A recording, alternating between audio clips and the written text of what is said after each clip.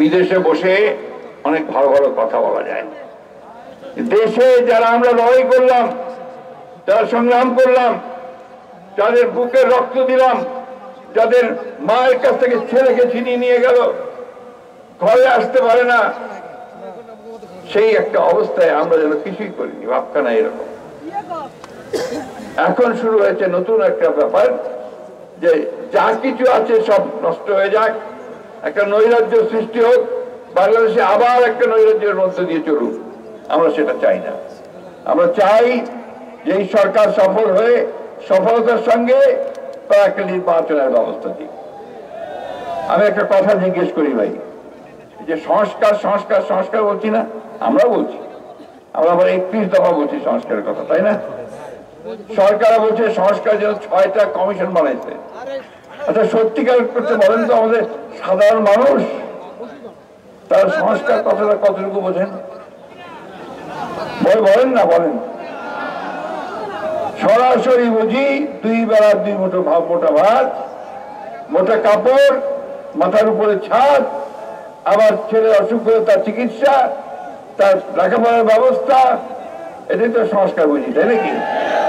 এটা এনশিওর করেন আমি হচ্ছে সংস্কার। আমরা জানি যে এখন যে ব্যবস্থা আছে সেই ব্যবস্থায় আমাদের দেশে খুব একটা শান্তি আসবে না। সেই জন্য আমাদের তারেক রহমান সাহেব 31 দফা কর্মসূচি দিয়েছিলেন। তার মধ্যে সব পরিবর্তনের কথা বলা আছে, যে কিভাবে পরিবর্তন করলে দেশ আরো ভালোর দিকে যাবে। আমি কাউকে দোষারোপ করতে চাই না, শুধু একটা কথা বলতে চাই, যে দয়া করে আপনারা দেশের মানুষের দিকে তাকান। দয়া করে দেশকে আর অস্থিতিশীল করবেন না, দয়া করে দেশকে আর নৈরাজ্যের দিকে নিয়ে যাবেন না। এনার্কি কখনো ভালো ফল নিয়ে আসে না, সেটা দেশের মানুষের ক্ষতি করে বলতে পারে।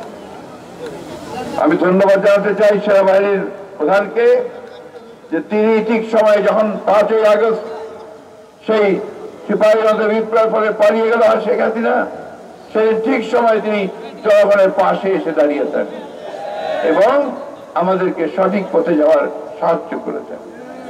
আমি ধন্যবাদ জানাতে চাই আমাদের অগণিত মানুষকে, যারা সেই সময় একসাথে কাজ করেছেন।